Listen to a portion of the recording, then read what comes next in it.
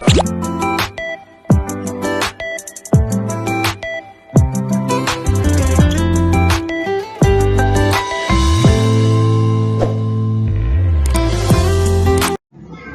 my dear pupils. I'm Teacher Beth. Smile and remember, the best way to learn mathematics is to do mathematics. So our lesson for today is all about rounding numbers to the nearest tens, hundreds, and thousands. By the way, kids, get ready with your pen and paper. So let's have our short review. Write the following in words.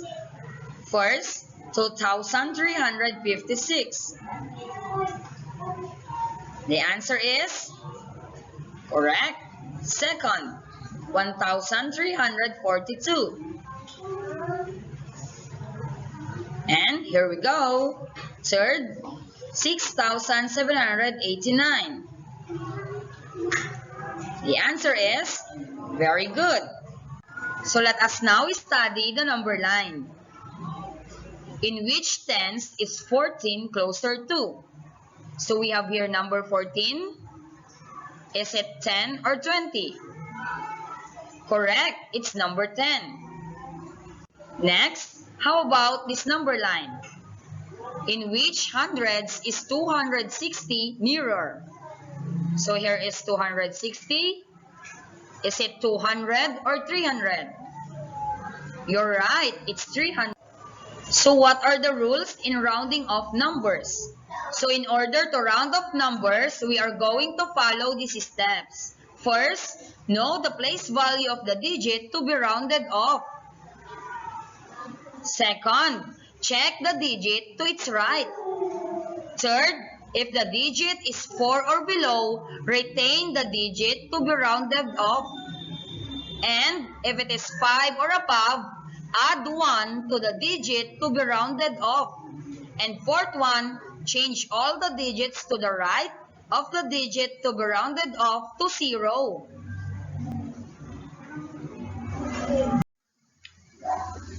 So let us try to round off this number to the nearest place value. So we are going to round off 75,705 to its nearest tens. So what is the digit on the 10th place? It's number 0. Now, let us check the digit to its right. It's number 5. So, in the third step, it is 5 or below. Just add 1 to the digit to be rounded off. So, we are going to add 1 to 0. So, 0 plus 1 is 1. So, the answer now is 75,710. Have you seen the difference, kids? Yes. Very good. Now, let us try to round off 75,705 to its nearest hundreds. So, what is the digit on the hundreds place? So, it's 7. Now, let us check the number or the digit to its right. So, it's 0. So, if the digit is 4 or below, just retain the digit. So, we are not going to add 1 on number 7. So, just copy 75. And then 7, and then the other digit will become 0. So the answer now is 75,700. Next, how about if we're going to round off this number to its nearest thousands? So what is the digit on the thousandth place? It's 5. Very good. So let us check the digit to its right. It's 7. Now, are we going to retain 5 or add 1? Very good.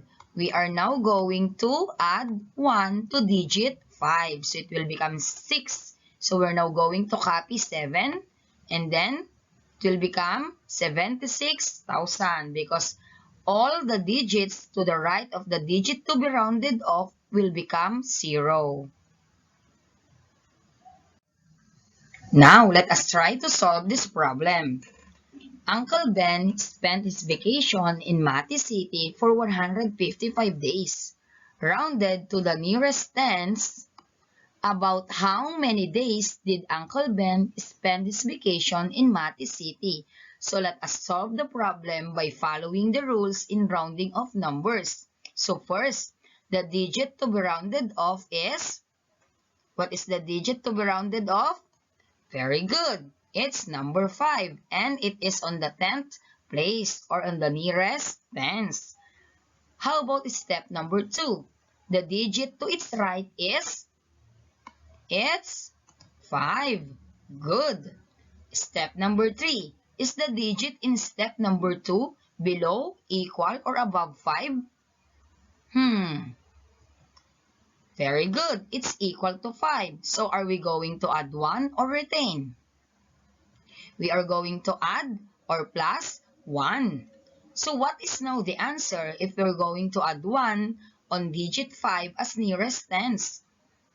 So the answer now is 160. So our complete answer, kids, Uncle Ben spent 160 days of his vacation in Mati City. Now, let us choose the letter of the correct answer. You're going to write your chosen letter on a separate sheet of paper. Are you ready, kids? Let's get started. Number 1. Round 649 to the nearest tens. Letter A, 600. B, 650. C, 680. Or letter D, 700.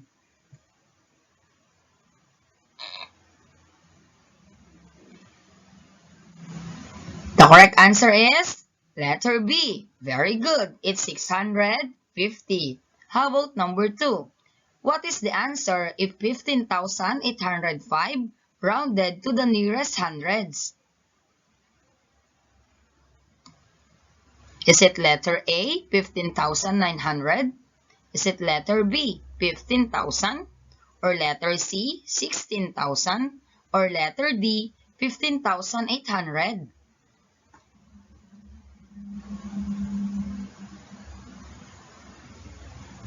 It's letter D, 15,800. Well done. Let's proceed to number 3. If 5,789 rounded to the nearest thousands, what is the number? Is it A, 5,000, B, 5,700, C, 5,800, or letter D, 6,000?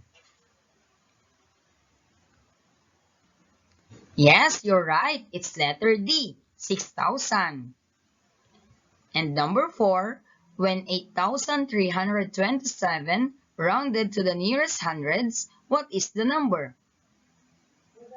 A, 9,000, B, 8,400, C, 8,300, or letter D, 8,000. Take note, you're going to round the number to the nearest hundreds.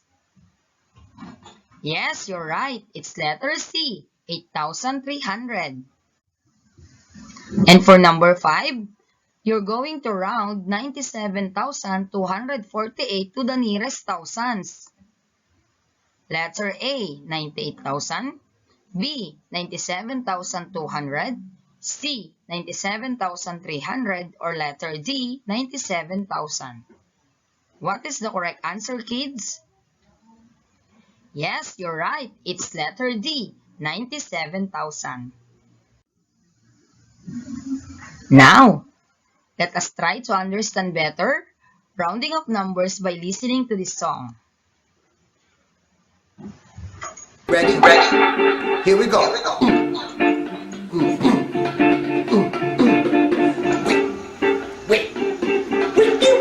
Wiki. Find the place value.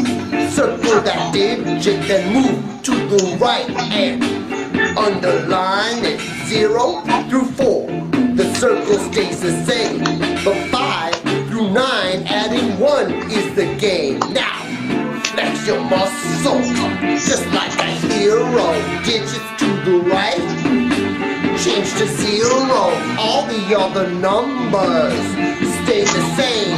Yo, you're a winner in the rounding game. You got that? Let's do it. One more time. For the little people. Here we go. Find the place value and circle the digit. Move Underline it, 0 through 4, the circle stays the same. But 5 through 9, adding 1 is the game. Now, flex your muscles, just like a hero. Digits to the right, turn into 0. All the other numbers, they stay the same. Yo, you're a winner in the rounding game.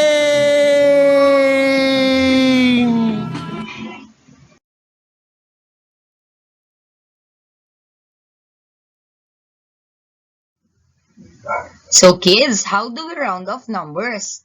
First, you're going to know the place value of the digit to be rounded off. Second, you're going to check the digit to its right. Then third, if the digit is 4 or below, just retain or copy the digit to be rounded off. But if it is 5 or above, just add 1 or plus 1 to the digit to be rounded off.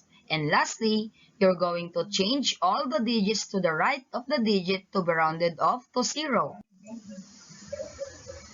Now, you're going to round off the given numbers to the place value of the underlined digit. So first, we have 948. What is the underlined digit in number 1? It's 9. So it is on the hundreds place. So what is the correct answer? Very good. It's 900. How about number 2? 753. The underlined digit is 7. And what is its place value? Very good. It's hundreds or on the hundreds place. Now what is the answer? If the digit to its right is 5, we're going to add 1 to 7. So the answer is 800. Very good. How about 52,083? What is the underlined digit? It's 2. And what is its place value? It's thousands. So what is the digit to its right? It's 0. So then we're going to retain 2. So it's 52,000. How about number 4? 6,425. The underlined digit is 6. So what is the answer in words? Very good. Still, it is 6,000 because the digit to its right is 4 or 400. How about number 5? 8,096. What is the answer in words? 8,000. Well done, because if we're going to write this in number, it is 8096. And the number to its right is 0. So that ends our lesson on how we're going to round off numbers to its nearest tens, hundreds, and thousands. Remember kids, math makes your life add up. Again, this is your teacher Beth, your teacher in math. Thank you and have a good day.